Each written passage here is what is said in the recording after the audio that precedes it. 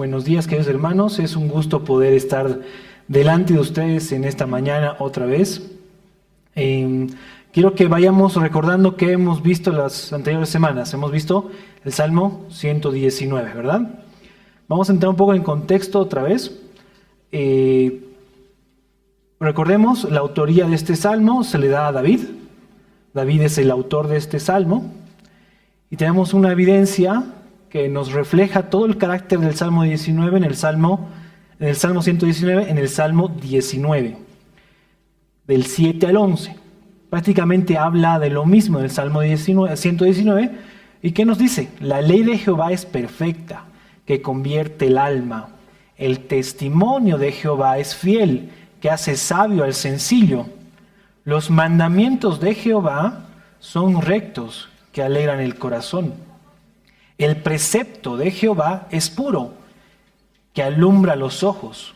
El temor de Jehová es limpio, que permite para siempre. Los juicios de Jehová son verdad, todos justos.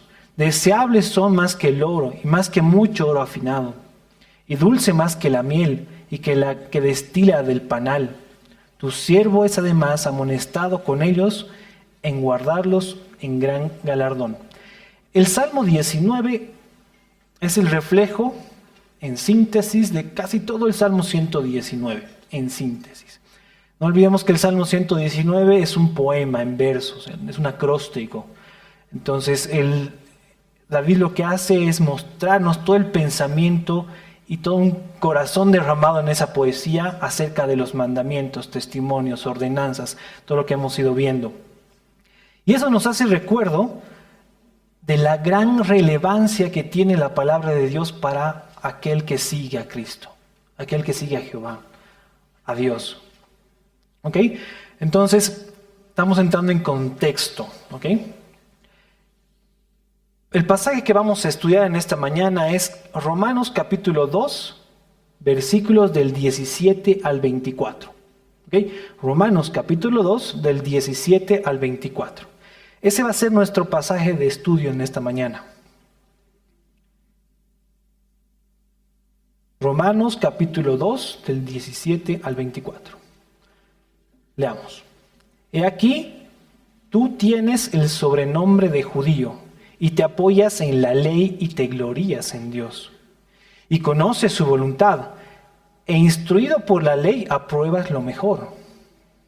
Y confías en que eres guía de los ciegos, luz de los que están en tinieblas, instructor de indoctos, maestro de niños, y que tienes en la ley la forma de la ciencia y de la verdad. Tú, pues, que enseñas a otro, ¿no te enseñas a ti mismo? Tú que predicas que no se ha de hurtar, ¿hurtas? Tú que dices que no se ha de adulterar, ¿adulteras? Tú que abominas de los ídolos, ¿cometes sacrilegio? Tú que te jactas de la ley, con infracción de la ley deshonras a Dios. Porque como está escrito, el nombre de Dios es blasfemado entre los gentiles por causa de vosotros. Oremos. Señor bueno, Padre Santo, gracias te doy porque en esta mañana tú nos has reunido, Señor. Te rogamos que sea tu Espíritu impartido en esta mañana a cada corazón de las personas que están acá y las que nos están escuchando. Señor, que sea tu Espíritu hablando hoy, Señor. Que la boca de tu siervo, Señor, hable tus palabras y no las intenciones del corazón de tu siervo, Señor. Que sea tu Espíritu, Señor, derramando, Señor, el entendimiento. Amén.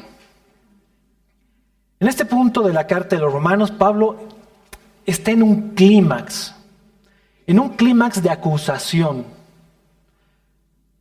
Recordemos un poco, capítulo 1 hasta el versículo 17, Pablo hace una declaración muy profunda. A partir del versículo 17 hasta el capítulo 3 está haciendo una acusación. ¿Acusación a quiénes? A los gentiles y al pueblo judío. Y este punto es el clímax, o sea, está en el punto más alto de la acusación. Les está diciendo que Tú, judío, ¿quién eres tú para acusar? Y tiene un contexto muy grande, porque Pablo también es judío, no nos olvidemos. Pablo es judío y era un doctor de la ley. Pero debemos recordar qué ha pasado con el pueblo de Israel en ese momento, qué ha pasado con el pueblo judío en ese momento. Y hemos visto también esto en anteriores prédicas. El pueblo de Israel tuvo reyes buenos y malos. El pueblo de Israel tuvo reyes que acertaron en el consejo de Dios, siguieron la palabra de Dios, exaltaron la palabra de Dios en todo el reinado. Tenemos el rey Asa, Josafat, Usías, reyes que hicieron lo bueno, pero también reyes que hicieron lo malo. Y desecharon la palabra de Dios, desecharon aquel consejo que el pueblo de Israel estaba siguiendo y se fueron a ídolos. Ese es el contexto general del pueblo de Israel. El pueblo de Israel ha sido conquistado por los babilonios. En el final, asumieron varias cosas. El pueblo de Israel, ídolos, asumieron las mismas leyes del pueblo babilonio, pero hubo un remanente siempre que hacía que guarde su palabra. Ese remanente siguió adelante. Tenemos en el libro de Ageo, de Zacarías y de Malaquías el retorno del pueblo de Israel después de la conquista de los persas a los babilonios, que ellos trataron de hacer lo bueno delante de Dios. Trataron de guardar la ley. Trataron de otra vez reviva la ley de Dios en los corazones del pueblo judío. Llegando a un punto de ser legalistas. Lastimosamente, 400 años de silencio, después de que volvieron a construir el templo, 400 años de silencio, no había palabra de Dios hasta que entremos en el Nuevo Testamento, Juan el Bautista. Esos 400 años, el pueblo de Israel trató de hacer lo bueno, el pueblo judío trató de hacer lo bueno, pero llegando a ser legalistas. Ese es el contexto donde Pablo está entrando ahora, acusando al pueblo al pueblo judío, a esos judíos legalistas. Pero no olvidemos que Pablo era instruido, les decía, Filipenses capítulo 3, él mismo nos dice, aunque yo tengo también de qué confiar en la carne, hablando de todo el título que tenía, si alguno piensa que tiene que confiar en la carne, yo más, dice, circuncidado al 8º día del linaje de Israel, de la tribu de Benjamín, hebreo de hebreos, en cuanto a la ley, fariseo, en cuanto al celo, perseguidor de la iglesia, en cuanto a la justicia que es en la ley, irreprensible. Ahí Pablo nos está diciendo quién era. Pero este Pablo está acusando a su mismo pueblo.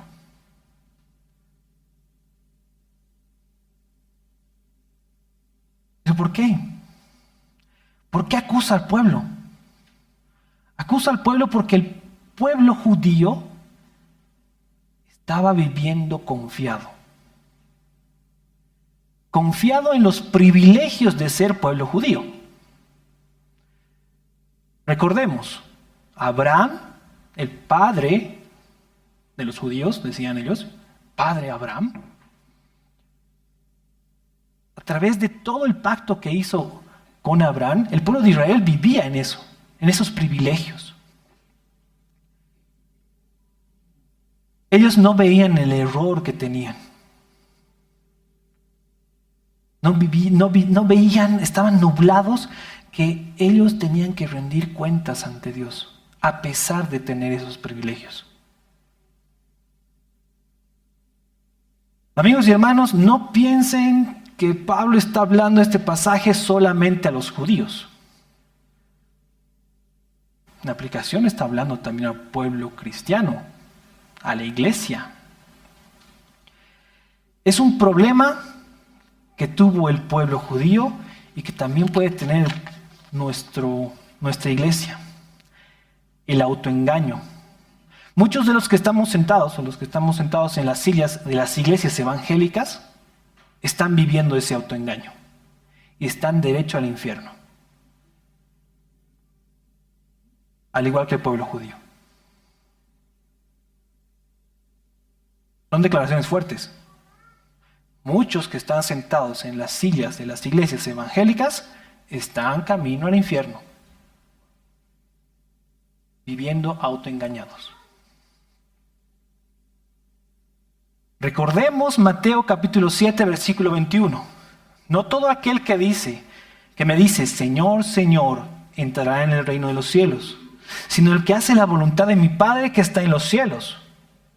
Muchos me dirán en aquel día, Señor, Señor, ¿no profetizamos en tu nombre y en tu nombre echamos fuera demonios? ¿Y en tu nombre hicimos muchos milagros? ¿No profetizamos? ¿No hablamos de parte de Dios? ¿No hablamos de parte de ti, Señor? ¿No echamos fuera demonios? ¿No hicimos milagros en tu nombre? ¿Qué les responde Jesús? Entonces les declararé, nunca os conocí, apartaos de mí, hacedores de maldad.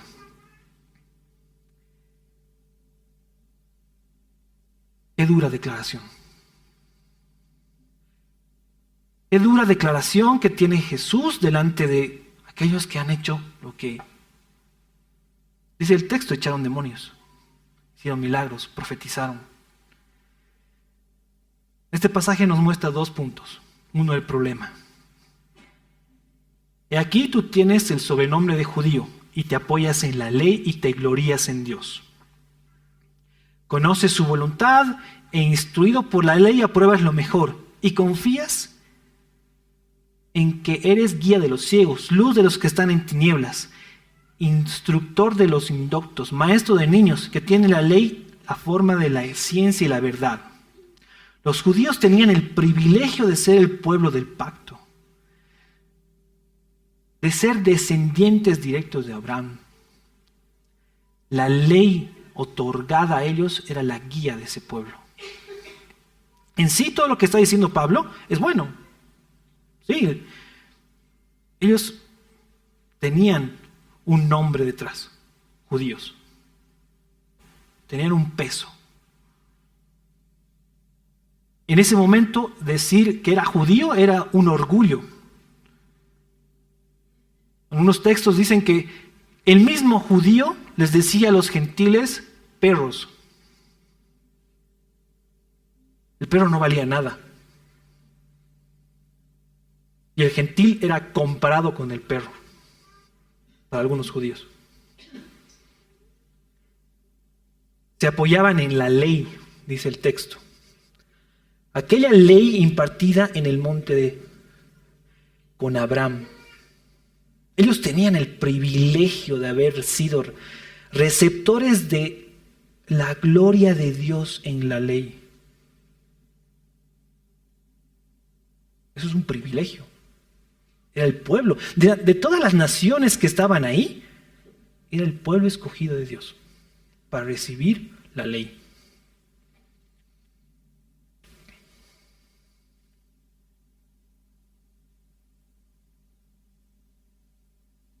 Ese era el pueblo judío.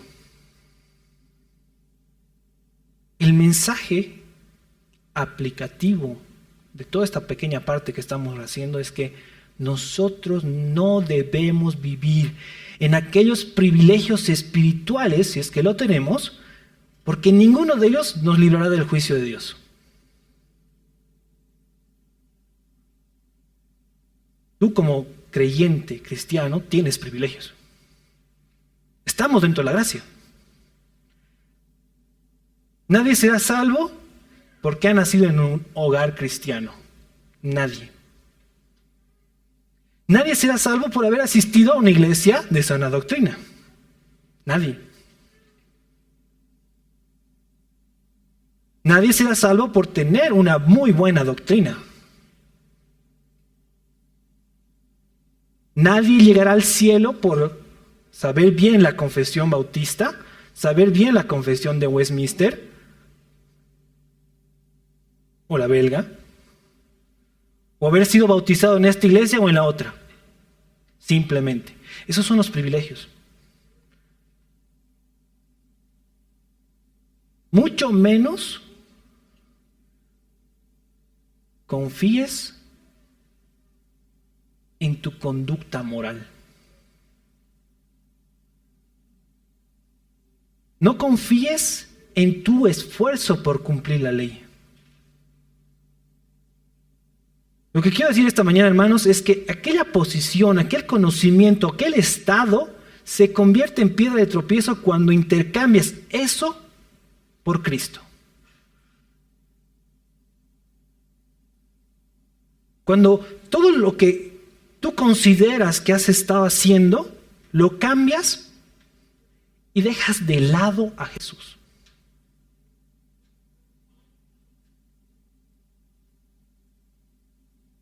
Inclusive, el verdadero cristiano puede caer en eso. Cuando Dios en su infinita misericordia nos llama y nos salva y nos da de su gracia, aparece el moralismo cristiano. Ese moralismo cristiano bien sutil que cuando nosotros decimos que he orado y se ha cumplido. Gracias Dios, he orado. Cada vez que nos jactamos de aquello bueno que tenemos, porque hemos hecho algo nosotros. No nos olvidemos que por Cristo somos salvos, por Cristo tenemos acceso al Padre. No podemos hacer nada agradable a Dios si no es por Cristo.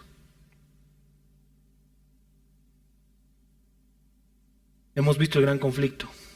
Segundo punto es la solución.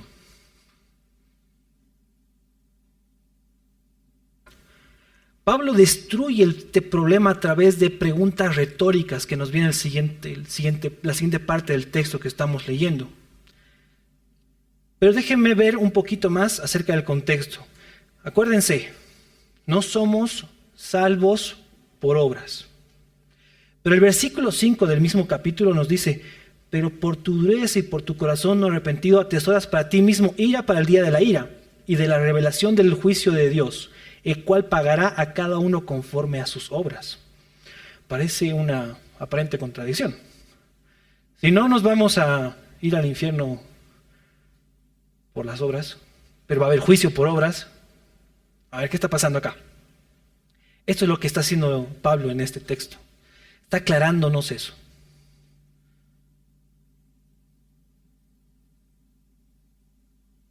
De todas las naciones, el pueblo de Israel tenía que obrar de acuerdo a lo que había recibido.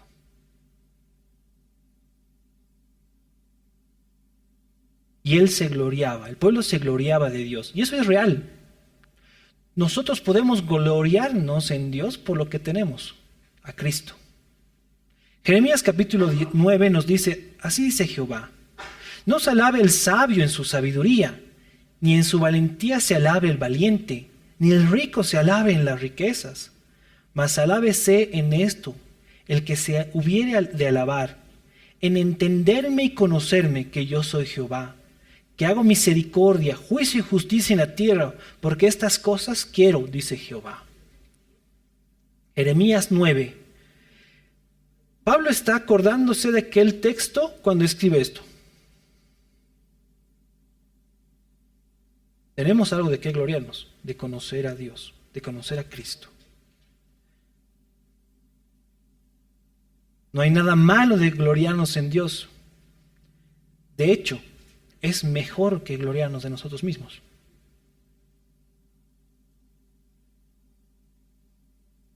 El texto sigue: y conoces su voluntad, conoces la voluntad de Dios en un mundo tan complicado en el que estamos viviendo, donde hay muchas ideologías, donde hay muchas falacias, donde hay mucho derrame de ideas que van en contra de Dios. Nosotros conocemos la verdad.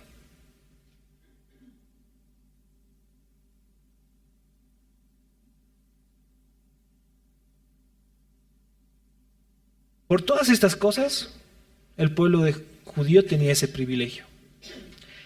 Y podían ser guía a los ciegos, a los que están en las tinieblas. Podían ser instructores de aquellos de que no conocían. Maestro de niños, lo dice el texto. El problema es que esos privilegios querían ser cortina ante el juicio de Dios. No olvidemos que Cristo pone una vara muy alta e imposible de cumplirla en sí misma por nuestras fuerzas. Juan capítulo 14 nos dice, una obediencia movida si me amáis, guardad mis mandamientos. Juan capítulo 14, 15.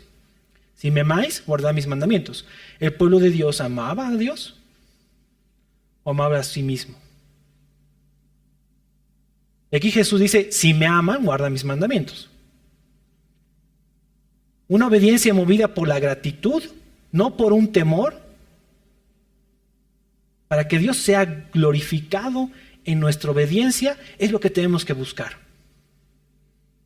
Una obediencia en gratitud. El texto dice, tú pues que enseñas a otros, ¿no te enseñas a ti mismo? Vamos a caer en esta acusación, queridos hermanos. Martin Lloyd-Jones dice, cuando lees la Biblia, ¿para qué la lees? ¿Para llenarte de argumentos y ganar discusiones? Mientras leas, permite que te examine y que tu respuesta sea, ¿esto es para mí?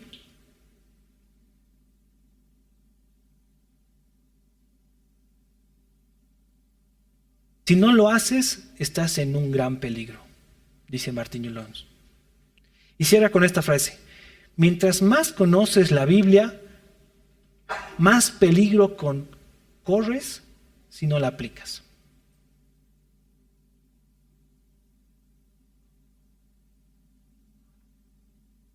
Y otra vez viene la acusación de Pablo. Tú que predicas que no hurtas, ¿hurtas?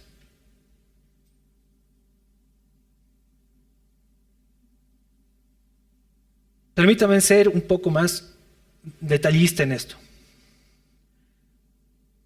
Nosotros los cristianos estamos obligados a reflejar la vida de Cristo en nosotros, en donde sea.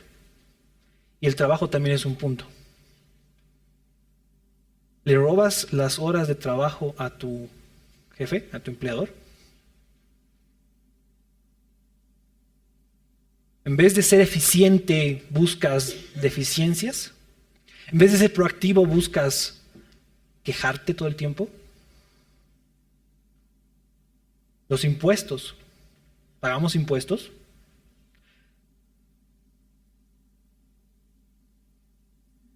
Tú que dices que no adulteras, ¿adulteras?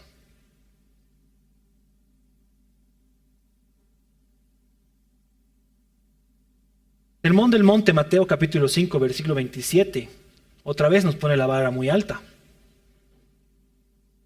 Nos dice, oísteis que fue dicho, no cometerás adulterio. Pero yo os digo que cualquiera que mira a una mujer para codiciarla, ya adulteró con ella en su corazón. Hermanos, vivimos en una sociedad, vivimos en un mundo donde la pornografía es tan fácil de conseguirla. Solo saquen el teléfono móvil de su bolsillo.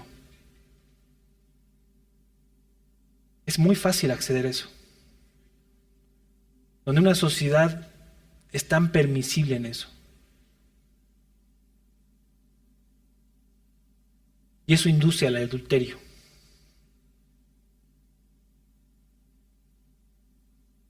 Sigue el texto, tú que abominas de los ídolos, ¿cometes sacrilegio?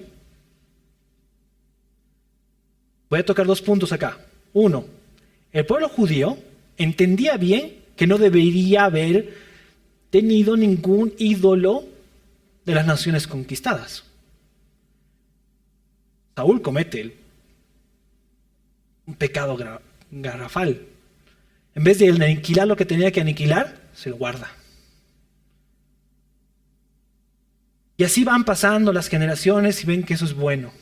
Pero en este momento el pueblo judío decía, bueno, sí, no vamos a tomar ningún ídolo de las naciones conquistadas o de las personas que están viniendo a Jerusalén, si es que el otro no lo compra primero.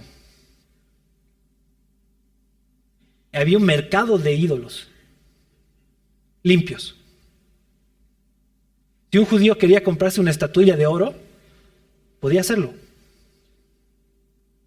porque no estaba comprando directamente de ese pueblo idólatra, sino de un mercader. Es un punto. Nosotros podemos tener nuestros ídolos en el corazón.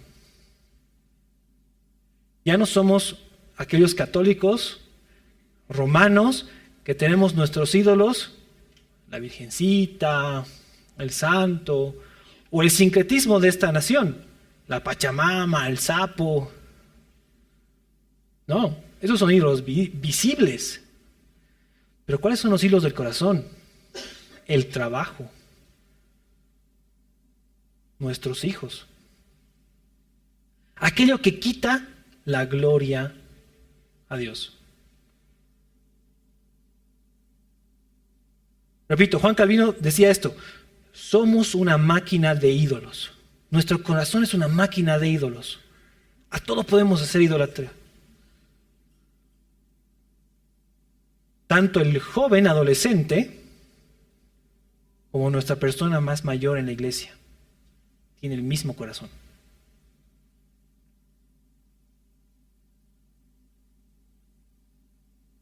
Hermanos, el pueblo judío era un pueblo olvidadizo.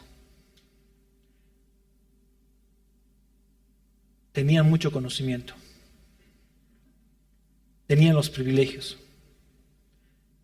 ¿De qué sirve tener la cabeza llena de conocimiento, de leer libros cristianos, llenarnos de teología, cuando demostramos con nuestros hechos que realmente no amamos a Dios y no deseamos obedecer su palabra? Tú que te jactas de la ley, con infracción de la ley deshonras a Dios.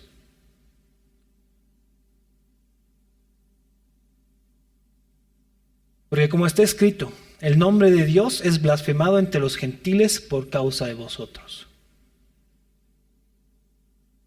Déjenme hacerles una pregunta muy parecida a la que Pablo hace a los judíos. ¿Qué piensan sobre Cristo las personas que nos rodean?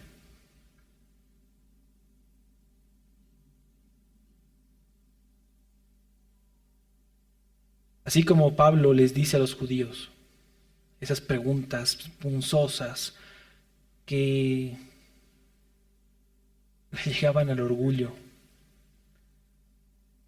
les hago esa misma pregunta. ¿Qué piensan sobre Cristo las personas que les rodean? ¿Somos coherentes? ¿Vivimos una vida coherente? El pueblo judío aparentaba. ¿Demostramos delante de todos, tomando en serio el pecado? El creyente, el cristiano, peca. Peca. Aunque no lo crean, peca. La diferencia es que considera su pecado una ofensa delante de Dios y delante de los hombres y se arrepiente.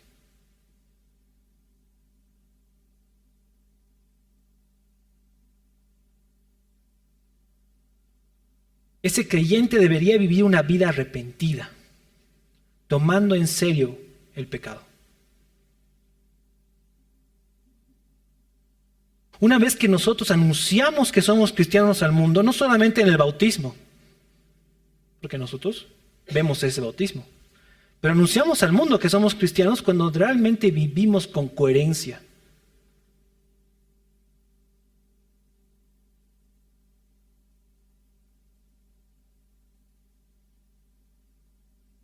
¿Dónde quiere llevarnos Pablo a todo esto?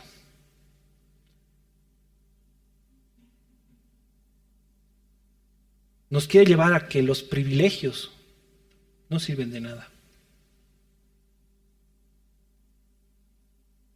No nos va a liberar del tribunal del juicio de Dios.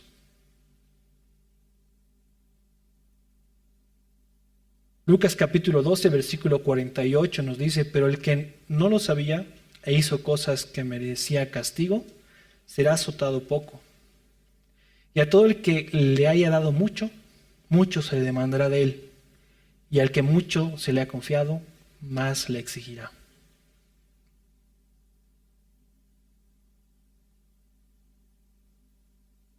La responsabilidad es mayor mientras más conocemos, pero no debemos apartarnos de esa responsabilidad por temor. Ay, no, es que yo no quiero saber esto porque me va a venir mal. No. La palabra nos enseña que debemos buscarla, vivirla en ella. Todos los días. Eso nos obliga a estudiarla, a buscarla, a comprenderla. Asumimos responsabilidades. Y somos más responsables que el pueblo judío. Porque hay sangre derramada, la de Cristo. No hay un cordero en un templo, sino el cordero se hizo carne y derramó su sangre por nosotros. Gran responsabilidad. No pienses otra vez por ningún momento que porque hayas nacido en una iglesia con familia cristiana, eres salvo. Buena doctrina, teología sana. No, no es por eso.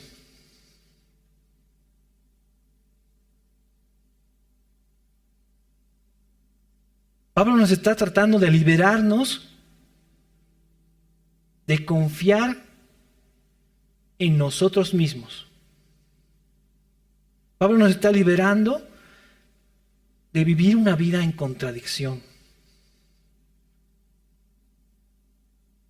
El grito de la Reforma ha sido solo por la fe. Así es. Solo por la fe somos salvos.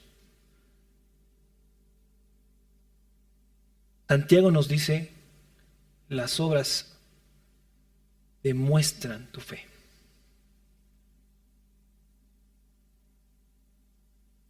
Hermanos, no estoy hablando de obras, vamos a dar comida a los que más necesitan. Vamos a ofrendar para que construyamos esto. No, las obras que aquí Pablo está diciendo son obras internas. El carácter, la forma de pensar, la forma de reaccionar, el día a día.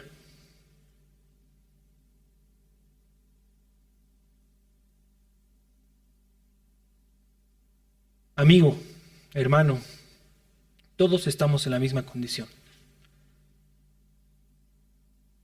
La gran diferencia es que hay salvación en Cristo.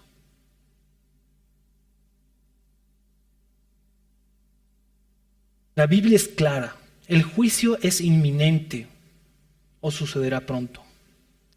El llamado que hago en esta mañana es de arrepentimiento. Tú estás bajo condición, bajo una condición de condenación, a menos de que pongas tu confianza en la obra perfecta que agradó al Padre en Jesús, que pagó el precio de liberarnos de la esclavitud del pecado por sangre, derramando en esa cruz. Y ese mismo Espíritu de Dios que habita en nosotros nos da convicción de pecado. Y ese mismo Espíritu, el que ha impartido a David para escribir el Salmo 119, vayamos al Salmo 119, versículo 33 hasta el 40.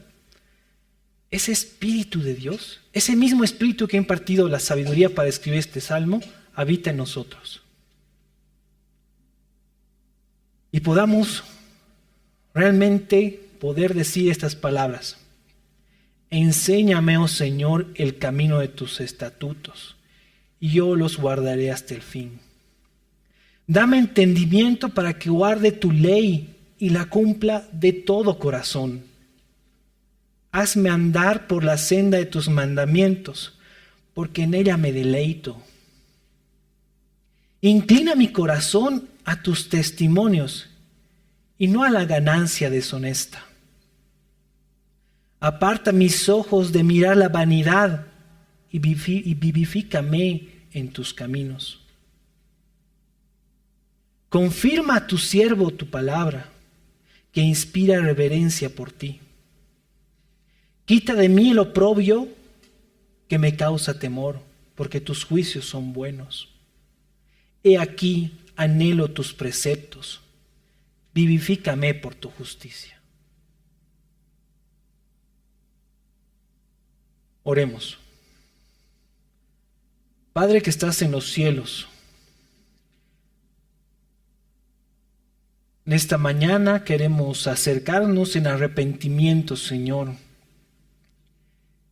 en un corazón, Señor, contrito y humillado, reconociendo que en el día a día a veces nosotros no vivimos coherentes a lo que confesamos, Señor.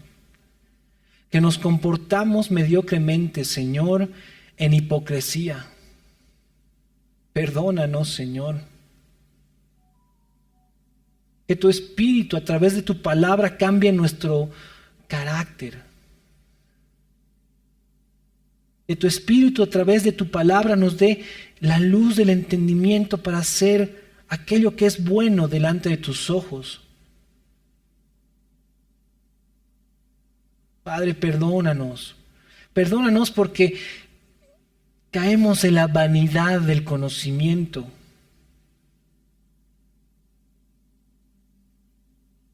Señor, tú eres quien debe ser exaltado en nuestras vidas.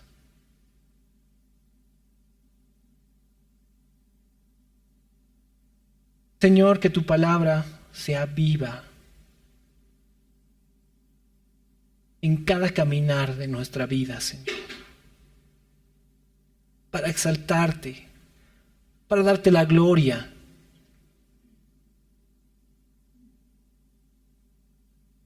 Te lo pedimos, Señor, en tu nombre. Amén.